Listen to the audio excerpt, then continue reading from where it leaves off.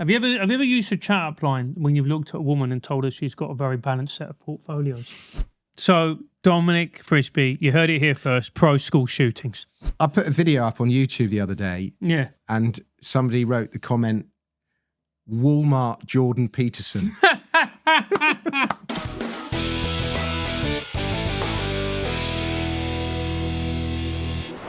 Hello, everybody, and welcome to Francis Foster Sorts Your Life Out, the podcast where, in fact, I do sort your life out. Now, bear in mind, I'm not a physiotherapist. I'm not a psychotherapist.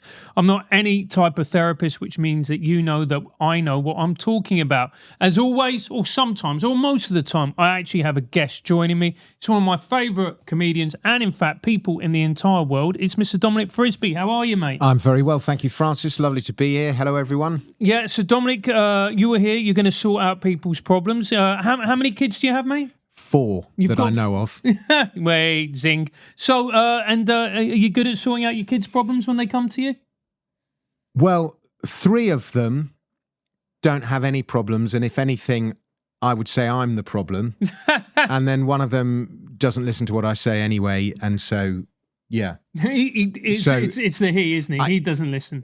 No, it's actually one of the she's. But really? Well, she does listen sometimes. But the issue is I'm looking at in the house at the minute, and the at the moment only the eldest one lives with me. He's 24. But like he and his girlfriend, I feel a bit like the ab-fab relationship where I'm the really irresponsible one and they're the sensible one. You know, like the daughter's the really sensible one and ab-fab and the so it's a bit like that. Oh, really? So are you the one like coming back pissed at all hours, bringing back different women? No, behaving like an absolute legend. No, there are times like if I'm not, I don't really drink that much anymore. But there have been times when I've wanted to bring somebody back. You know, if I've been single or something, and I haven't been able to because the kids are there. But it's more like just general, like my eldest son like listens to Joe Rogan and Andrew Huberman and is really sensible and leads TRIGGERnometry, does he listen to? Yes, he does quite often. Yes, and good. He likes modern wisdom as well. Please don't talk about competitive. So all these things. So him and his girlfriend are just really practical and really sensible and really driven and really focused, and they make me feel like, you know, an irresponsible adult. Well, yeah, but I mean, you're a comedian. You should be an irresponsible adult. Do you tell them? Do you get leathered on an evening and then tell them to all go invest in Bitcoin? I have encouraged them to invest in Bitcoin, but he's much more sensitive. He's just long the S&P 500, which is the main American stock index, and it's actually the most sensible conservative investment you can make. And he beat me last year. Did he beat you? Yeah. That's it. I'd love it. I'm putting him in like tearaway mining stocks and stuff like this, and he's like, no, I'll just do the S&P 500, and he beat me last year. So did he? I mean, that's a problem, isn't it? Well, no, that's a good thing. In fact, like if you're slightly a tearaway, as you obviously are, Dominic, you're going to have a kid who's more conservative, and you're going to be like, invest in Bitcoin, get into crypto, and he's going to be like, actually, I'm going to invest in gold. Thank you, Father. Well, he doesn't even like gold. He likes stocks because companies grow, whereas gold stays the same. It doesn't grow. So he likes companies. But when I say he beat me last year, this year I'm beating him, but that's thanks to Bitcoin. Yeah. But last year Bitcoin wasn't so good. Really? Yeah. So it's going to be interesting. I'm sure that we'll have some crypto ones up. Are you a fan of the meme coin? I'm a fan of them in the principle that they're often really, really funny. Yeah. But they are also evil, bad, and wrong because they're invented, you know, the meme coins that works best are the funniest ones. Yeah. But, you know, they're built on nothing and they're literally just schemes to rip people off. Yeah. But I suppose it's, in a funny kind of way, it's almost like comedy in that the funnier ones are the ones that make the most money. Yeah. And, but people end up losing a lot of money. They do. And they're rip-off schemes. Even if they make people laugh along the way, they are rip-off schemes. And so, you know, you've got to be a bit careful. So you didn't invest in Hawk 2 a coin? I didn't. I did a Hawk 2 joke in my latest song, but I didn't invest in that song, in that coin, no. But she did a massive rug pull, or the people that she was working with did a massive rug pull. several $1 million, I think. Yeah, that's the kind of thing. Do you know? And you know, as you know, Dom, I am a trendsetter. I actually, I created my own crypto way back in 2022. Really? Yeah. Francis coin. No, it's called Minge Coin. Honestly? Yes, you can actually find it. It's still there. It's on. Yeah, it's called Minge Coin. It's still there. You can still buy it. You can still buy it. It's got a value of 0.000. Right. But you can still buy it. It can take off. I gather one of the big winners recently has been Fart Coin. I'm not kidding. Fart Coin apparently is one of the big winners. It's one of the big winners. Yeah. Because you can make a lot of money doing this, can't you? Hundreds of millions. Really? Yeah. The people like... do you remember Shiba Inu coin, which kind of followed in the wake of Dogecoin? Yes, we had a former guest on who could have been a billionaire. Oh, Daniel. Daniel Barker. Okay, yeah. So I was going to say, look at how rich Daniel Barker could have been if he got that one right. He could have been a literal billionaire. Yeah, I know. And so that is how big these things can grow. But then it also, somebody is going to lose £1 billion. Yeah. Because they are frauds, basically. So actually, I'd really like to sit down and talk to a meme coin expert and him to tell me why they're not frauds and why they're legitimate long-term assets. But I think at the end of the day, they are just a laugh. Yeah, they're a laugh with the with the possibility of bankruptcy. Yeah, if you buy too late. You buy too late. It's so like, because I was talking, everybody who's got sons your age, like a mate of mine, Justin Panks, I don't know if you know Justin, who came on the show, he was telling me that his son made quite a lot of money in mustard. Is that a coin? Yeah, that's a coin. Okay, I didn't know that one. Yeah, and he was just like, yeah, we made a few quid in mustard. And I'm like, is this a euphemism? He was like, no, that's what the coin is called. The problem is, like, you need to be where the cool kids are on the internet. Well, so that means you're wearing a hoodie. You can do that. I am wearing a hoodie, but I am, at the end of the day, I'm not quite a boomer, but I'm, as far as kids are concerned, I'm boomers. And so the cool kids, just because of whatever, Snapchat or whatever, they're talking to each other. They just know what the cool ones are. And it's where it does pay to be an internet cool kid. So wow, because you find out, it is about getting in early and getting out before the end, if you want to play that game. But you can make fortunes, can be made, lives can be changed as a result of meme coins. Yeah, Daniel makes the majority of his money just sitting at home, gambling on Harry Potter, Shiba Inu, whatever it's called. I know, but isn't he paid by the companies to make memes around the coin? He probably is as well. I think so. Yeah. I mean, imagine telling people that's your job. What do you do? I make memes. Well, he and I we were both with the same voiceover agent, and we both used to earn our living doing voiceovers. But that AI has killed voiceovers. Has AI killed voiceover? Mm-hmm. AI's killed it. The industry's changed. There's a lot more you can get. Squeezed prices. A lot. The celebrities are coming down the food chain. All these things have conspired to kill it. But voiceovers are not the game they were 15 years ago. Yeah. But you just get banged into meme coins and that's it. Well, that's what Daniel's done. Fair play, Daniel. All right. Well, let's move on. So we've got our first, let's just say, dilemma, and we'll bring it up. Thanks, Jack. Dear Francis, I secretly think the cost of living crisis is exposing how irresponsible people are with money. Every time I say anything, though, I get called heartless. Am I wrong? No, you're not wrong. You're right wing. Which means you're wrong. Yeah, the right wing people are always heartless when they blame people for their own mistakes. But it's a right wing thing. The right wing is always perceived as the heartless ones. The left wing are always the good guys. But it's a double-edged sword because the cost of living crisis is to do with incompetent, overpriced government, incompetent management of money, the debasement of fiat money, excess taxation, all these various things, which are not the fault of the individual. But at the same time, the individual could be aware of these things and manage their money a little bit better and navigate the cost of living crisis a little bit better. But that is a heartless right-wing thing to say. You know, the thing is with a lot of right-wingers that I've met, okay, and it's the same with a lot of left-wingers, they're full of shit. They're always like, this is how we save the West. This is what we need to do. Now, excuse me while I go off and shag some 23-year-olds. Everyone's FOS. But yeah, I mean, I think you just need to get over your guilt. And if you need to say the truth and people think you're heartless, then be the heartless guy. At least you know you're uttering the truth. So you know a lot about money, and you've got a very successful Substack, which you'll plug at the end of the show, which I recommend everyone follow. But so you understand money, you understand wealth generation, you understand investment and blah, blah, blah. And obviously there's levels to this. And I also understand the debasement of fiat currency, which is kind of the cost of living crisis. Yeah. So you understand inflation. Are you good with money though, Dominic? I'm not bad. Really? Not bad. I don't have any debt. I haven't had any debt I've got a mortgage against my dad's flat, but apart from that, I don't have any debt. And I could have managed my money better retrospectively when you look back and you think, if I'd done this and done that. Yeah. I kind of don't hold back from enjoying myself, but at the same time, I don't go and, buy Hermes scarves and things like that, which I consider designer goods a bit of a waste of money.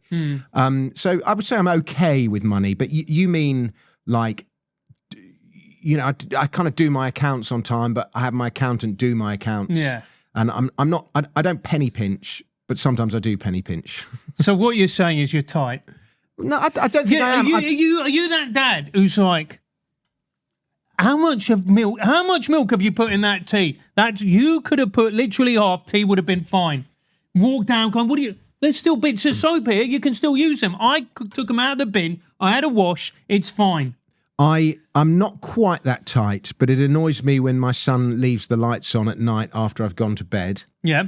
And I don't know if that's just being tight or wasteful. I will eat food that's past its best before date, which my kids think is insane, but I just think it's perfectly normal because it's just when the food's best before. It doesn't mean you can't eat the food after that date. How many days? It depends what the food is, but often weeks. Oh, a bit of fish. Fish I'd be very careful with. But so what about meat? Unless it's been meat and fish, I'm a bit more careful with. But if they're vacuum packed, then I'm pretty lenient. What do we mean by lenient? Well, and if it's been smoked, then months. But if it hasn't been smoked, a few days, maybe a week or two. Tight git. Yeah. I don't think that's tight. I just think I just think it's wasteful to waste food, and I do try and be generous, Francis. I try and, as a point of principle, I try and be generous because I think if you're generous, the universe is generous back to you. Yeah. But that's not why I try and be generous. I don't like really tight people. You don't like tight people? No. Some people I know are really, really tight, and it's exhausting. Do you know the worst is when they're fucking loaded and they're tight? That winds me up. I'm like, I've got an aunt like that. She's a literal millionaire, multi-millionaire, and she's just tight. You go round to her house for a curry, she gives you 3 fucking prawns in the dish. I lived at university with this guy. Yeah. Milto was his name. Yeah. And Milto Goulandris. And we... he never if I drove anywhere, and then I went, can you give me a little bit of petrol money? And this is when we're students and nobody's got any money. He would go, no, I'm not giving you any because you were going to drive there anyway. And then one time I went down to London for the weekend or something, and I had a box of bran flakes, and he ate the entire box of bran flakes. So when I came back, I said, can you buy me a box of bran flakes to replace the bran flakes that you ate? And he went, no, because if you'd been here, you would have eaten the bran flakes.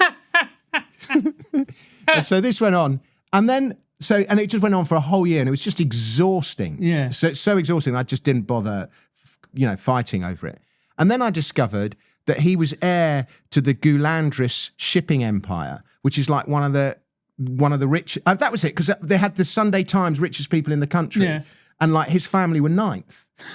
And I was like, is this the same Goulandris, the Greek shipping empire, Gouland? And he's like, yeah. And I was like, and you won't buy me a packet of bran flakes to compensate for the bran flakes you've eaten? So yeah, that exactly demonstrates your point. He was the tightest. It's the worst, isn't it? There's nothing more unattractive than someone's like with my aunt, she was arguing in Egypt with a cab driver about a tip. Egyptian culture, they love a tip. They're Arabs, they fucking love a tip. Yeah, but I'm on her side. Because they will try and rip off tourists. In Egypt. All right, but she goes, all right, back sheesh. You know you've got to give him it. And then she was like arguing with him, and my dad went, here you go. It's just embarrassing. Well, maybe, I don't know, because tipping culture is different from country to country. No, I'm kind of on her side there, and I'm on her side on the prawns as well. You are that dad. Anyway. You are, I've never met a tight comedian. And comedians are always the opposite. Have. Really? Yeah, loads. Seriously? Loads of tight comedians, yeah. Really? Well, is that because they're skint, or is it? Sometimes it's because they're skint and that imposes certain mentality on you. But there are loads of tight comics. You just need to go away and do a few weekends away to. There's some that are very generous, but there's like Tommy Cooper was famously tight. He was the famous guy. He demanded his 1p change and said the line, "It's not the principle, it's the money."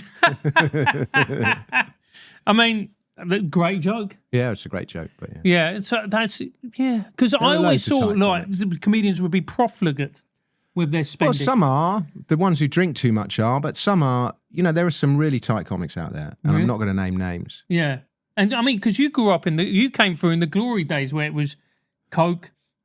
Yeah, booze. That was in the noughties when there was loads of work. Yeah, and you could do like three or four. I'm never. I had fun in those times, and I used to drink a lot of gigs, but I never really did. Coke. I have done cocaine quite a few times, but I never really did it at gigs with other comics because I don't think it's a funny drug. I think booze is a funny drug. I'm like I try not to drink much at gigs, but I'm funnier after half a pint or a pint than I am if I'm stone cold sober. But I just don't think Coke is an egotistical drug and it makes you hold court and dominate the room and stuff. But I don't think it's a funny drug. No. You know what is a funny drug?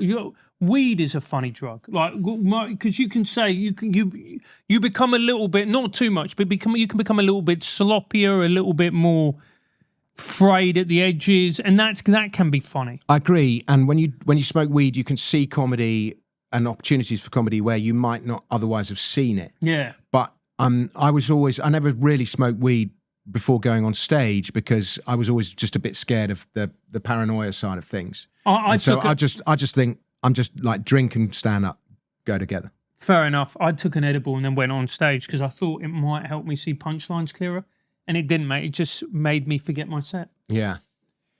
Well, I'm not surprised, and I think too much booze on a comic, they just get slow and cumbersome and repetitive, and I've seen that on comics. I just think like half a pint is kind of ideal amount. Half a pint. There you go. Just to loosen it all a bit. Loosen the cogs, loosen the oil. Get the oil, the cogs turning. I can see that. I can completely see that. All right, let's have the next one, please, Jack. Here we go. Dear Francis, my teenage son refuses to shower to do basic hygiene. I've tried gentle reminders, tough love, even rewards. Nothing works. How do I get through to him? Go on. You're a dad. Well, my sons are both very keen washers. If anything, it's the father that's the soap dodger. And they spend ages in there, and my main argument is to get out of the shower because other people want to use the bathroom. I don't know the answer to this unless like he needs to get a girlfriend, basically. That's the most, unless she likes the smell of him, in his raw state. The only thing I can suggest is getting a girlfriend. Really? I think so. That's like a big encourager to wash. Really? Is that... I mean, see, I would have thought he refuses to shower or do basic hygiene. I would have thought that at that age you become... Well, remember, you become aware. You become, aware of ladies, and you think, or men, whatever you're into. And you think, I want to impress them. So I've got to have a scrub. Yeah, that's what I would have thought would have happened. But maybe he's not interested in procreation. Well, that is very sensible when you look at it from a climate catastrophe perspective, Dominic. Mm-hmm. So what would you do? You're a dad. You've been a dad to 4 kids. Your son, he's starting to whiff a bit, and it's the kind of whiff, Dom, that when you walk into a room and then he walks out, it just kind of hangs. You know that type? Okay, well, you've got 2 things. You can either shame him. Okay. So, like, if he takes off his T-shirt, his jacket in a room so that he's just in his T-shirt and there are other people there, you can go, "Whoa, you stink." So you can either shame him or you can put some headphones on and play Let It Be by the Beatles and just accept that that's how he is and there's nothing you can do about it. So those are the only two options. We've got shaming or just going, right, well, he's going to hum. Well, only having just seen the question for the first time now, they're the only options that spring to mind, yeah.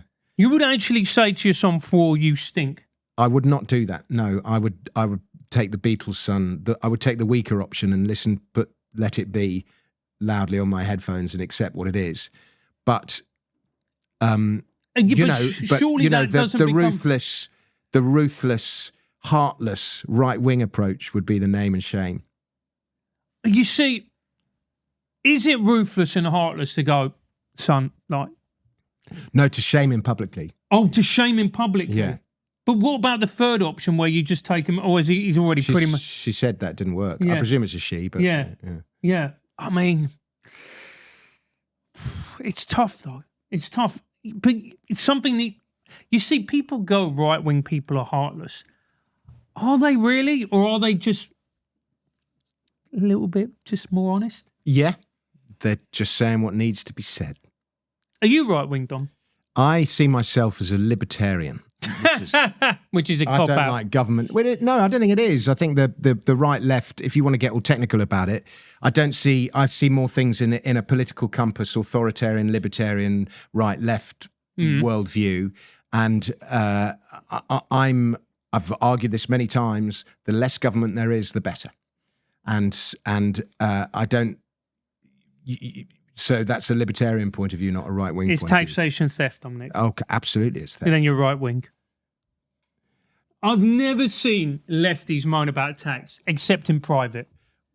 What's the difference between tax evasion and tax avoidance? One is legal, one is not. Tax avoidance is what left-wing comics complain, or left-wing activists complain about what Amazon and Starbucks do. Yeah. Tax evasion is what they do with the money they get paid at cash gigs. Yeah, that is absolutely true. You know something? It is so easy to be left-wing when you're not making any cash. Mm-hmm. It's very easy. You just go, everybody needs to pay. But when you start making a bit more money, you're like, how much? Yeah. How much?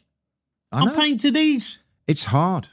Making money is hard, and just after you've worked that hard for it, to have to give it away. You know, Francis, over the course of your lifetime, more than half of everything you ever earn will be taken from you by the government to pay taxes. I thought you were going to say women. And if you include inflation, it's way more than half. The medieval serf used to have to give half his working week to his lord, and the other half of his working week he was free to till the land and take the produce. In terms of how much you give to the state, our existence as an ordinary UK worker is no different from that of a medieval serf. It's a fucking comedy podcast, Dominic. People come here to be cheered up. They're like, serfs are funny. I don't think, well, maybe you might have met this serf, the odd serf with an exceptional level of banter. You've seen Blackadder. Yeah, but they come here to be cheered up, and you've just... Oh, sorry. What you have done is just explain to them, the drudgery of existence. Sorry. All right, well, publicly shame your kid or just give up on him. And by the way, you're a serf. That's it. Those are the 3 takeaways. And subscribe to my Substack. Those are the 4 takeaways from the show so far. Like, absolutely. I mean, you're a very good comic, but I mean, I wouldn't want you to do an inspirational speech. I do quite a lot of inspirational stuff, actually. I'm going to defend I do, like... I really hope that it's... Yeah, I try and help people make money, and I try and help people improve their health. I'm quite an inspirational guru on my Substack. Very smart, very smooth. Dear Francis, my boss just replaced half the sister staff with AI systems and now expects us to collaborate with them. I feel dehumanized. How do I cope in this dystopia? Do you want me to answer it? Yes. It's always me that's an answer. Okay, I haven't seen any of these questions, by the way. Yeah. But I think AI is really good. And I get, for example, if I take my problems to ChatGPT or Grok, in which I'm an investor, by the way, so Grok's really good. You should, XAI, you should you get much more helpful answers to your problems from ChatGPT and Grok than you do from your friends. And yeah, of course, from your friends, they're all fucking comedians. Well, so and you know, I use AI all the time, and I think it's really good, and I think we just need to embrace it. And if you want to succeed in the modern world, the people that use AI best will be those that succeed best. So embrace it. Don't let it terrorize you. It's my line of thinking. Do you know, I was in Austin a couple of weeks ago. Well, a week and a half ago now.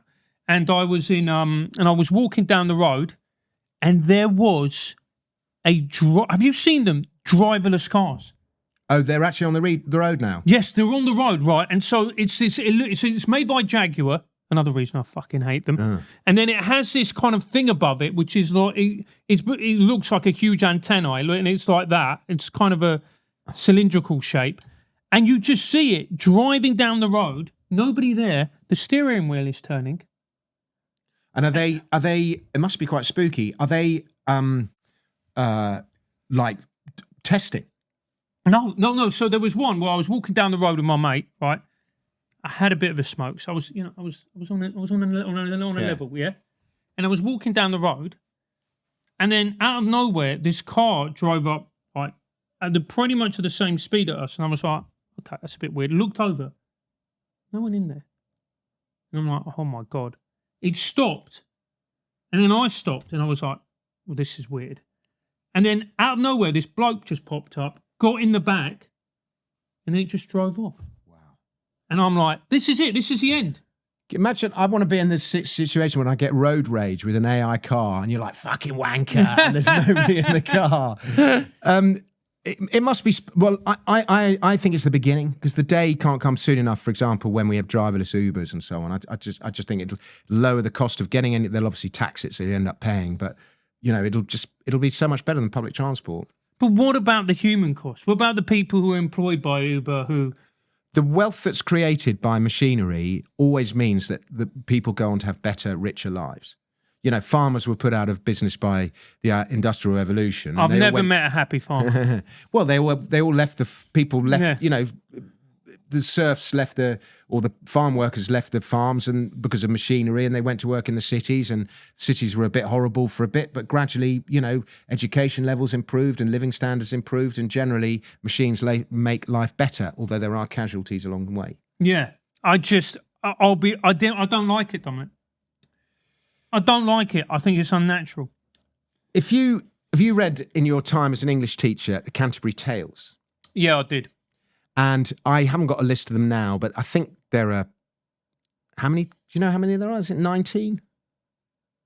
The number 14 popped into my head, but... Okay, but anyway, however many there are. Yeah. Let's just say there are 20. I think of all those 20 professions, there's only 2 that don't still exist, that no longer still exist. So every job that was in the Canterbury Tales, because each of the pilgrims had their own job, still exists today. Mm-hmm. The nature of the job has changed, but the job still exists. Mm-hmm. And the same will happen with AI. Do you think? We'll still have lawyers and teachers and this and that, and millers and reeves and whatever else there was in the Canterbury Tales. Just the nature of their work will change. Do you know, as a former teacher, you can't replace teachers with AI, because even robots wouldn't want to do that job. Fucking awful. I learn so much from ChatGPT and AI. Like every time I have a question now, it's almost my default thing that I go to with a question ahead of Google. Really? Do you ask it about love? All the time. Really? About everything. So, like, let's say you're because you're a bit of a ladies' man. I like to think so. Yeah, you are. You are. Yeah, I was going to say top level shagger, but I thought that would be you know, crude. So. I can't help it. Women like me, Francis. Yeah, I know. I have seen. It's you know, it's baffling. However, no, you're a very nice man. And so do you go to Grok and go, look, I've got these 3 birds on the go. Which one should I pick? I haven't done that, but I know a woman yes, who is caught between two men, yes, and she cannot decide which one she wants to be with. And this has been going on for more than 6 months, and she is talking to ChatGPT every day, trying to get. Well, he hasn't managed to fucking solve it. Well, that's that. Yeah, but that's just her indecision. Really? Yeah. And the ChatGPT is going, well, you could be with this one, and he's, you know, whatever, the right age, and he's got a house, or you could be this one who's more exciting, and, blah, blah, blah, and but a top level shagger. Yeah. Which is part of it. Yeah. So, you know, there are people who do that. Really? Yeah. They go to chat. And I've not used it to help me make decisions about partners, because I think most of the time, you know, but I've definitely used ChatGPT all the time to help me make decisions. So what kind of decisions do you make with ChatGPT? Investment decisions sometimes, or, you know, like which sentence to use in an article, or whether I should mention this thing to this person, whether I should say, you know, this person has got this and that problem. Should I tell them? Should I not tell them? Any kind of decision, it will help you. Sometimes it just adds to the indecision, because it goes, well, the pros are this and the cons are that. But often it gives you clarity. Really? Mm-hmm. I really recommend it. That's fascinating. And I know more and more people are going to start using it to make decisions, which means mentally we're going to be like, one of the reasons I think the world is so divided at the moment is that it's because of a lot of the social media, and social media divides us. But it's in the algorithms thrive off disagreement. But one of the things we have to accept, that a lot of these algorithms, social media, is designed and coded by people who are a little bit autistic, and in some cases very autistic. And autistic people often have this black and white view of the world. And so social media is in many ways a creation or a reflection of that black and white mentality. And so the rest of us, the rest of the world, are becoming slightly autistic because of social media designed by autists. Well, what's going to happen when our mentality and our decision making and so on are all done by ChatGPT, particularly as ChatGPT is biased? Grok's a lot less biased, but is ChatGPT woke? A little bit. It's not as bad as it was, but it is still very woke. Yeah. Yeah. Like how is it? Like how woke are we talking about? So I wrote an article for my Substack, which you should all subscribe to. It's called The Flying Frisbee, flyingfrisbee.com, all about climate change. Yeah. And I went really ranty in the article. And it wasn't so much about climate change. Did you say it was created by the Jews? That's one thing I didn't say. I was specifically ranting about Ed Miliband's energy policy and how misguided it is, and how it's making energy more expensive for everyone, and how we should embrace fossil fuels, because fossil fuels have actually made the world a much better place, and they've made many wonderful things possible, and we have this incredibly abundant source of cheap energy, and we should exploiting it. And the more energy a society consumes is indicative of how sophisticated that society is, all that kind of thing. And if a society consumes less energy, that's not a sign of sophistication, it's a sign of lack of sophistication. And as we consume more energy, we get better at consuming energy, and so on and so forth. I'm also very pro-nuclear power, by the way, just for some context. And I was ranting about making all those arguments. And sometimes I put my articles into ChatGPT to proofread them, to make sure there are no spelling mistakes, and to sort out all the typos and so on. And it just removed loads of the criticism of it. Just removed it.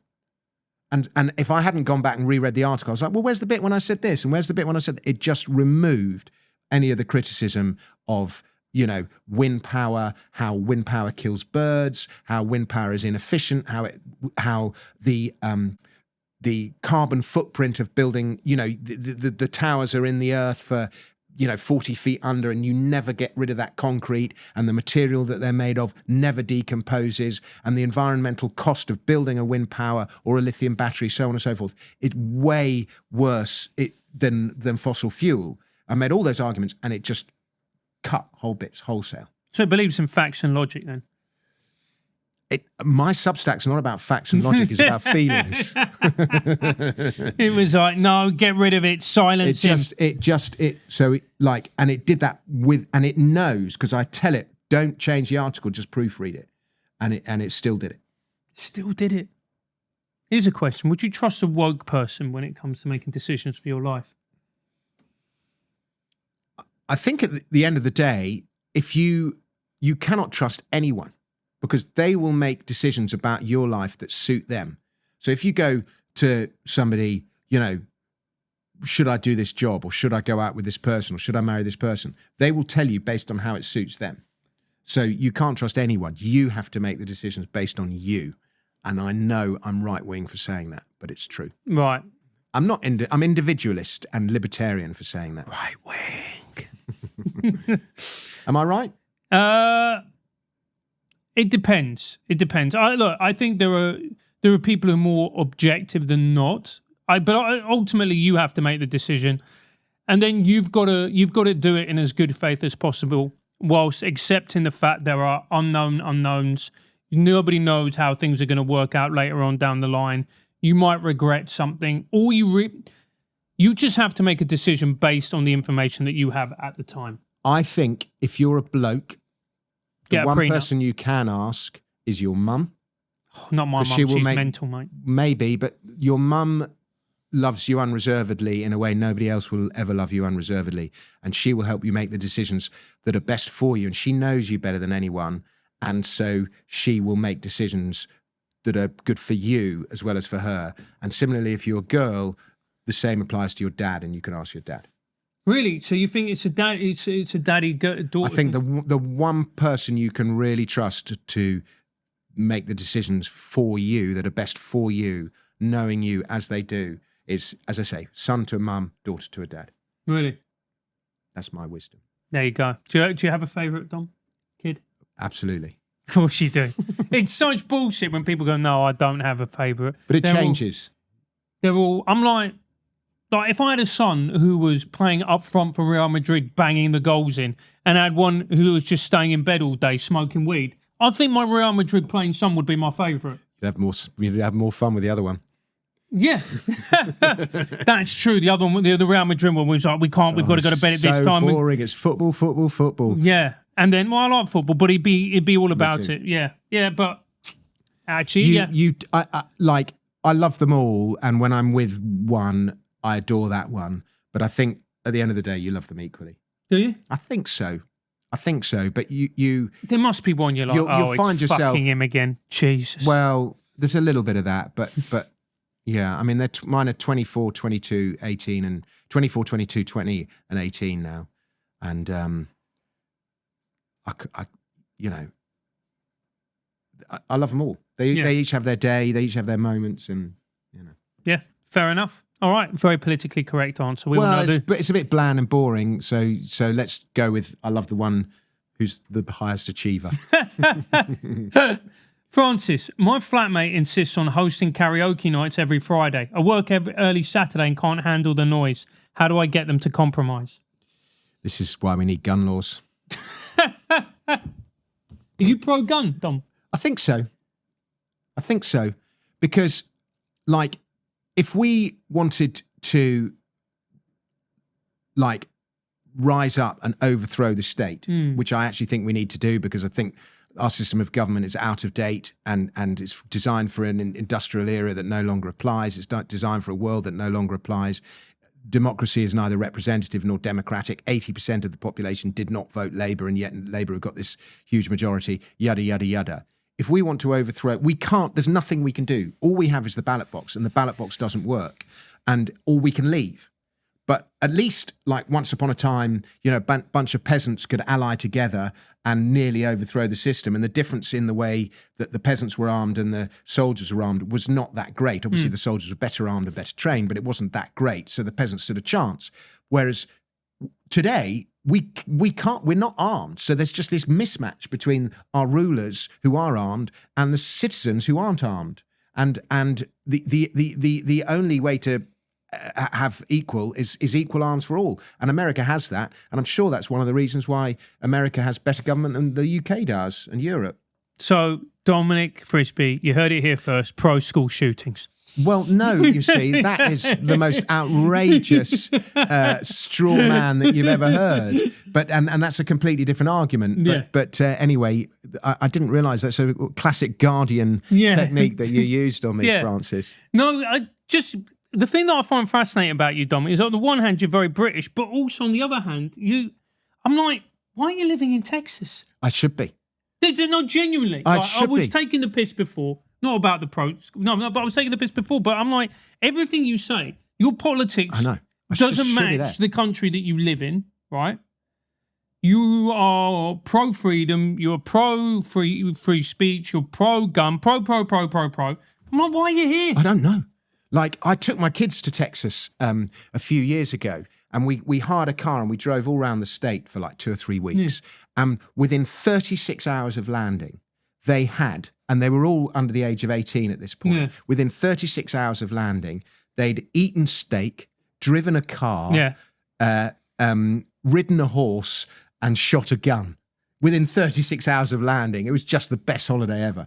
And it was, I remember we were in a raft. It was 2016 because Trump had, no, maybe it was 2015 or 2016 because Trump had just got elected, or he was just about to be elected, and he was going on about the wall. Remember, he kept going on about the wall. And we were in a raft going down the Rio Grande, which is the river on the border between Texas and Mexico. And I just swam across the border to Mexico. I just swam across the river, and I was in Mexico, and I was like, hi kids, I'm in Mexico. And then we swam back again. And it's like, it's really not that wide, and it's really not that hard to swim. And I'm like, and everyone's going, where's they going to put the wall? Where are they going to put the wall? Because the river is the wall. The river is the border. And then we had this kind of guy who was in the raft with us. And when I was saying, no, we don't have guns in the UK, it was just like, well, how do you defend yourself? Yeah. And I was like, well, we don't have guns. And he just could not comprehend how we could live in a world where you're not allowed guns. It was like beyond his ken. See, I absolutely adore Texas. It's just the best. I spend months over there every year, and every time I land in Austin Airport, I always do this. I just go, oh. I let out an audible sigh of relief. Look, there's things that I disagree about it. There's things I far prefer over here, blah, blah, blah. But the ability to actually talk freely, perform the kind of comedy that you want to perform, being surrounded by people who say, yeah, I agree, free speech is important. Just simple and things. The weather. The weather's great. No, I'll push back on the weather. The weather is great from, I'd say, October right the way through to April. April onwards, it is an unmitigated disgrace. It is vile. It is. I went for a walk in September and I nearly died. Well, I like the sun, but and I've done some gigs in California. And I just think, sometimes when you see like American or Canadian, Aussie comics, or somebody's got a really strong regional accent, like Peter Graham, who runs the King's Head, which is, one of the oldest comedy clubs in the country. And so he knows his comedy better than anyone. He just says, if you've got a really strong accent, it gives you like 15% head start straight away, because it gives you an identity, it gives you something to talk about and so on. And like, just by virtue of having an English accent in California, I was already like, where they're used to it. It was just, I just know they'd love me in Texas. I've never done a gig there, but I just know they'd love me. I need to go there. Yeah, you need to go there. And specifically do comedy. I've emailed that, what's it called? Joe Rogan's Comedy Club in Austin. I don't even know what it's called, but I've emailed them. And well, it does help to know the name of the club you're applying to. Well, I found it out and I emailed, but they just don't really, they're probably getting a million emails from people. Yeah, they are. But okay, well, that's why they didn't reply. Yeah. But yeah, it is. And I'm passing through on this date. Can I come and do an open spot? Nothing. No, they're inundated with people who want to do an open spot. However, they're not as good as me, and they haven't got an English accent. You see, you are right wing. There you go. That sense of confidence. A left wing person would be all faux modest. No, you're like, no, I'm fucking brilliant. Well, so carry on. My stated goal is to become the #1 satirical songwriter in the English-speaking world. That is my stated goal. And I've done the landmark thing. You've got to state your goals publicly in order to make them happen. That is my goal, to become the #1 satirical songwriter in the English-speaking world. And at the moment, we're all far right now, 50 million views and more on Twitter. I'm on the way. You are on the way, and that's why you're on the show. But yeah, so what should we do? What should he do? What should he do? They're having a karaoke session. He's got to get up early Saturday morning. Again, it's that thing. You either attack and you go all out, you take the fuse out of the plug. That's a good one. That gets you a long way. You sabotage the karaoke, something like that. You reasonably argue with them. Or, I think sabotage is a really good method. But then you'll still have all the people making all the noise, and they'll just sing even if they haven't got the music to sing along. That's even worse. The other option is you just go take defensive measures and go down the earplugs route. Can you sing? For someone who wants to be the best English speaking, the best satirical songwriter in the English speaking world, I'm a poor singer. I'm a very poor singer, but I like the words. I've got good diction, so I can articulate the words. But if you actually, am I a good singer? No. It's nothing. I love music. I love music so much. You know, you listen to who was it who passed away recently? Sam from Sam and Dave's. It's not Sam Cooke. I can't remember what his name is. Chaz from Chaz and Dave. No, Chaz and Dave. He was a good singer. Yeah, he did pass away recently. He did. No, it was Sam from Sam and Dave. It was a very famous soul vocal group. Hold On, I'm Coming. It was one of their. Well, anyway, one of their hits, but. Just a magnificent singer. But when you hear bad singing, it really does something to me. I know. It doesn't matter so much with comic songs, but yeah, there are a lot of bad singers out there. And you know it's when they're pissed and they think they're fucking nailing it. Yeah. I get it. You just want to...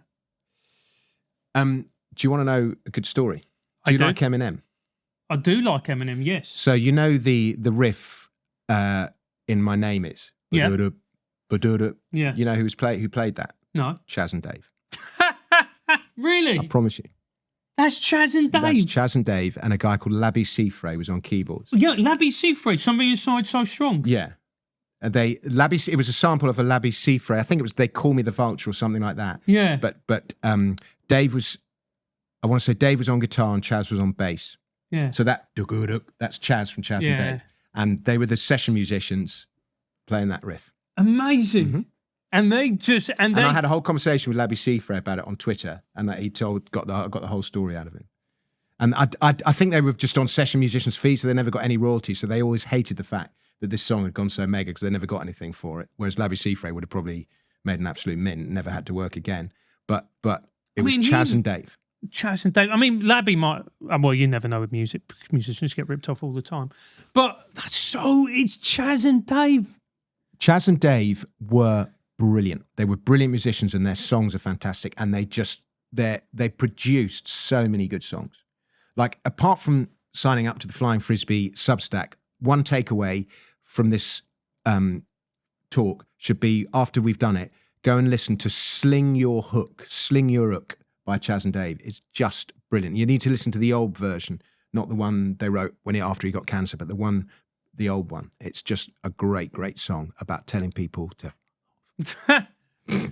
sling your hook. Sling your hook. That's so And it's funny. on the album Rocker, not Rocker Nori, Rocker something.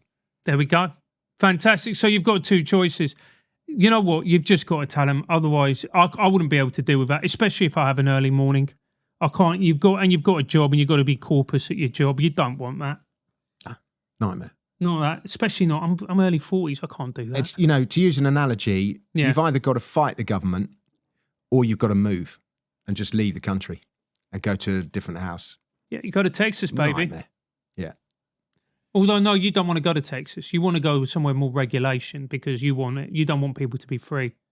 Yeah, go to Ireland or Scotland. That's it.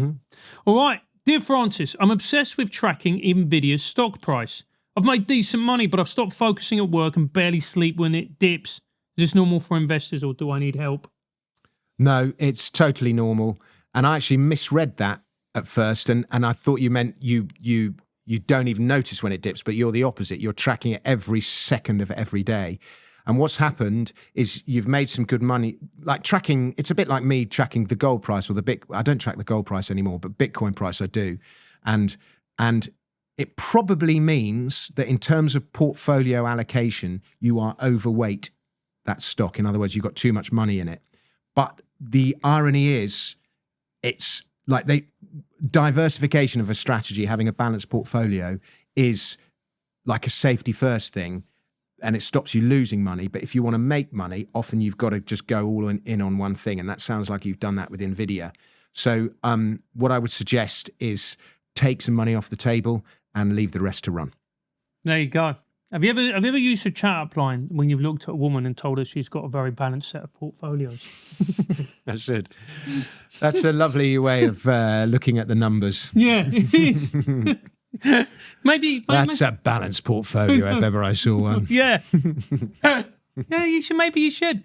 But no, I've got to start learning about money. And I've never had any money, and for the first time in my life, I'm making a bit of it, not a huge amount. And I'm like, that's another thing to fucking learn about, isn't it? Yeah, or give it to somebody else reliable to manage, and then you don't need to think about it. Somebody you trust. You must have interviewed some good fund managers or someone who will help you manage your money, and then you don't need to think about it. No, I'm not a good fund manager. I don't want to manage your money. No, I tell you about gold and Bitcoin, which I tell everyone, but I don't want to be a money manager. Why not? Because I want to go to Texas and do satirical songs. Fair enough. Next one, Jackie. Yeah, this is where every episode Jack loves to throw a little bit of, shall we say, a curveball in it. Yeah. And he just deliberately disrupts. This is what we need to get Jack to do, the tech on the house with the karaoke. Yeah, exactly. If we got that, then it's game over. Yeah. Francis, I've agreed to dog sit for a friend. You strike me as a person who's had dogs. I have had dogs. Yeah. Agreed to dog sit for a friend. But now have you had a favourite dog? Well, it would have to be Frodo. What was Frodo? Frodo only died a couple of years ago, but he was the sort of the dog of my children's childhood, if you like. So, what type of dog was poodle. Frodo? Miniature poodle. I mean, they're fucking vicious, aren't they? Miniature poodles? Yeah. Yeah, we never had his nuts done. Really? And he was like, fucking come on, then have it. All the time, like massive dogs. And he'd be like, what? And he just was not scared of anyone. I only ever saw him scared of one dog who was just enormous. So because someone told me that the poodle was a guard dog of the French royal family. So they're fiercely territorial. Oh, I didn't know that. Well, that might well be bollocks. Someone told me it in a pub. Yeah. But it kind of checks out because they're fucking yappy little things and they're fiercely territorial. Yeah. I think the little ones, the toy poodle is the smallest one, and they're smaller dogs tend to be more yappy. It's a bit like blokes. But the big ones, they're the kind of size of greyhounds. They're probably not quite so yappy, but they're just lovely dogs. They're really intelligent. You barely need to train them. They just do it all naturally, and they're just lovely dogs. All right. Can't recommend them enough. Everyone gets these kind of poodle hybrids, which are a little bit scatty, like. And they're Labradoodles and cockapoodles and stuff like that, and they're lovely dogs, and they get them because of allergies and so on. I'm just like, well, just get a poodle. I don't why bother with the other stuff. They're a little bit. They're French, though, aren't they? I don't know. You can get English poodles, surely. No, it comes from France. No, well, so do baguettes. I have an innate distrust of the French. Yeah, but you eat baguettes. You like camembert. I do. Yeah, but look. It's trying to say, yeah, but just because they produce some things, I'm sure the Taliban produce some things that are of value. Yeah, I got some Afghanistani dried figs the other day, which I'm sure have had some Taliban in there at some point, and they were very nice. Very good. Yeah, see? Well, when it comes to women, I mean... French women are lovely. They are lovely. They are blessing, but there's a shaving element to it. I don't know. Oh, you like that? I don't. I've never been like didactic and about how one's pubes should be. I've been like, I'll just take it as it comes. Just happy to be involved. Yeah, exactly. There we go. Do I mean didactic, dogmatic? Dogmatic. Yeah. Which is again a nice little pun considering dogmatic. Didactic. But anyway, yeah, they're taking liberties and just enjoy the dog and don't do it again. Oh, dogs are fucking brilliant. Like you've met my Anton. You have been used. Yeah, you have been used. My business partner. He goes to me, "Do you want to come and cat sit for me?" And it's just like it doesn't matter. Like people get all Israel and Palestine over cats and dogs. They're like, "Oh, you like a cat? You can't." It's stupid. They're both great in their own way. Mm-hmm. And he asked me to cat sit for him. Just brilliant. I never liked cats, Francis. I was always allergic to cats, and then. My next door neighbour, 2 doors up, has got this cat, and it just wanders into my house every day. And I seem to have somehow at 55 got over my allergy to cats for some reason. Don't know why, but I think it's just general healthy living. But the cat comes into my house, and then I'm like trying to work at my desk, and it comes onto my desk, and it sits on my lap, and then it just starts doing this pushy thing on my chest, and I just love it. Yeah, it's brilliant. It's just so nice. And he just goes, meow. Yeah, and does it fall asleep sometimes? Sometimes it just comes and checks me out, and I try and give it some food or some milk. It never wants it. It just literally comes to say hello. Yeah, they do. They're actually very sociable in a way that you don't... Like, it's on their own terms. It's not like a dog. They're not needy. They'll come along. The best is when you're doing work and you're like, oh, this article is getting a bit long now, or doing writing bits down a bit. And then they'll come and sit on your lap and you're like, well, I've got no choice now. I've just got to power through. Yeah. So it's actually your friend. But I like him. But yeah, I think I'm a dog person ultimately. Yeah. Although I've come around to cats. Yeah. All right. Cats are funnier. They are fun. And you know what I like about them is they deliberately fuck shit up. Right. So, for instance... I found out why the cat comes into my house. Why? It goes into my son's room and steals his socks and takes them back to his... So this Chinese woman 2 doors up has got all my son's socks, odd socks, given to her by a thieving cat. Do you know, like, this is going to be a name drop. But anyway, I had a meeting. It was me, Constant. We had a meet with Jordan Peterson about something. About a project that, never happened. Anyway, so we're there, and there's Jordan, like his business manager, and there's me and Constantine, and we're having this chat.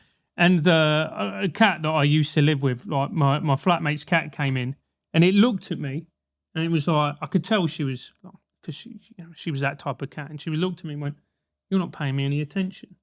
And I caught her eye, and she looked at me, and I went, "All right," and I carried on to discussion. She went over to my wardrobe, directly behind the camera while I'm talking to Jordan, and started doing this on the wardrobe. And Jordan's like, so if we want to think about doing this project, then we've really got to... And I'm like... And I stopped, and she stopped. The moment I caught her eye, the pause stopped. And I looked at her, and I'm like, "Peanut?" And she looked, and then I went, and Jordan went, "So the thing is, when you think about it, this is going to be bloody hard." And then you little fucking shit. Well, they're manipulative. So, I put a video up on YouTube the other day. Yeah. And somebody wrote the comment, "Walmart Jordan Peterson." You know what I love about America is that we're so similar. Like I was I think it wasn't the Mothership, it was another club in Austin. Someone got up and started doing Spirit Airlines material. Right. And I'm like, "Oh, you're doing Ryanair jokes?" Yeah. And the audience were fucking loving it. They were like, "Yes, it's just like this when you take Spirit Airlines." And the comedians are at the back going, "What a cunt. What a hack. What a hack cunt." And he was like going down a storm. I've done Spirit Airlines and it is brutal. Yeah, it is. It is. Yeah. It is. When we're doing our America tour, Billy, the guy who books our flights and whatever else, goes, "Francis, I've just found this airline. It's really cheap." And I'm like, "Is it Spirit Airlines?" He's like, "Yeah." I'm like, "We're never fucking using it. Cancel that one." It's brutal. Did you have it was? I flew from New Orleans to LA with Spirit Airlines. Oh, mate. 4 or 5 hours. Did you regret it? I think I've just blocked it out. You know how the memory just like blocks out bad things that happen to you? Yeah. It's a trauma. It was just sort of like, why am I here? Anyway. Yeah. I did it. I got through. Yeah. Anyway. Yeah, you get, that's all you can do. You can get through. Anyway, moving on. Have we got time for another one, Jack, or is that it? That's it for today. Well, Dominic, thank you so much. If people want to follow you online, if they want to follow the stack, that's how the kids say it. Okay, so I have, for my comedy, for my songs, I have my newsletter is a Substack called frisbys.news, FRISBYS.news, frisbee.news. If you're interested in my financial stuff, it's theflyingfrisbee.com, and follow me on Twitter at Dominic Frisby. All right, and we'll probably be doing some shows together at some point. So if you are in town, we'll make sure I'll promote them. Yeah, I will as well. Yeah, and then we can do some new material. But guys, thank you so much. Please like and subscribe to the channel, like the video, leave a comment underneath. I'm going to start chipping in and saying hello to people. Follow me on Substack. I don't know what my fucking Substack is, but it's doing all right. Anyway, it's very good. I've subscribed. Oh, you have? I've been enjoying your articles. Yeah, you wrote an anti-New Year's resolutions piece. Yeah. Because I believe... How dare you? I believe in New Year's resolutions. You do. I mean, so does David Hay, and I'm not going to argue with him. Right, see you soon.